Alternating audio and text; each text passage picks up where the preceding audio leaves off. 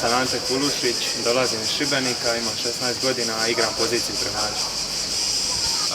Ja sam Duje Svijović, dolazim iz Kaštela i igram korak. Konaš godinu? 17. Ja sam Nikola Jureta, dolazim iz Kaštela i imam 16 godina, igram poziciju primača. Prije otprilike 3 godine u 8. razredu. Zašto baš odbojka? Pa na početku sam krenio zbog cura, a poslije mi je postalo stvarno zanimljivo i posvetio. Pa u 5. razredu prijatelji iz razreda su počeli trenirati pa su i mene nagovorili pa sam odlučio probati. Odbojku sam počeo trenirati u 6. razredu osnovne na nagovor prijatelja iz razreda. Pa, treninzi su stvarno odlični i to nadam se da ćemo postići šta bolje rezultate.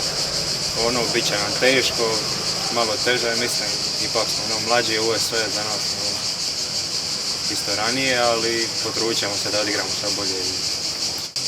Pa ekipa je dosta mlada, pokušat ćemo dati sve od sebe i najbolje izvući iz toga. Pa s obzirom da je ekipa dosta mlada, nemam neka ogromna očekivanja, ali nadam se da ćemo dati sve od sebe i na kraju će se to dobro ispasti. Pa naravno da je isto nije lako iz mlađih doći u starije i onda biti odmah opušten, ali već se privikam, već sam se navikao, tako da ali uvijek imam trening, svaki put. Pa nema, privikao sam se već nekako, ekipa me dobro primila i Tremu normalno da imam, ali šta duže treniram, šta sam više s ekipom, to je sve manje trening. Pa atmosfera je odlična, treninzi su naporni, ali dajemo sve od sebe i... Pa atmosfera je baš toliko odlična, a treninzi su dosta naporni, koji treniramo 2 puta dnevno, a vamo je dosta vruće.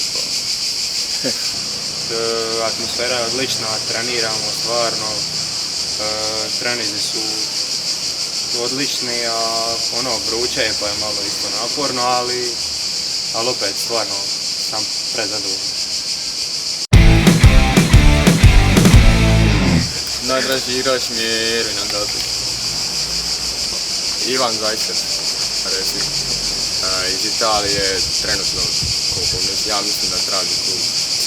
Imam Wilfredo Leo.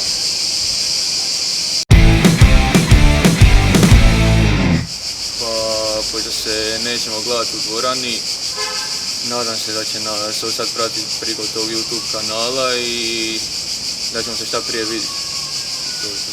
Pa nadam se da će nas nastaviti podržavati koji prije, budući da ih ove sezone neće biti i nadam se da se skoro vidimo na odbojkaškom terenu. Pa nadam se da će nas nastaviti podržavati, nije isto igrati bez publike i s publikom, logično da je s publikom puno bolje, veća atmosfera i to, a nadam se da ćemo se vidjeti šta prije i... Pa prije svega dobar prijatelj, perspektivan sportaš i zabavan ovako.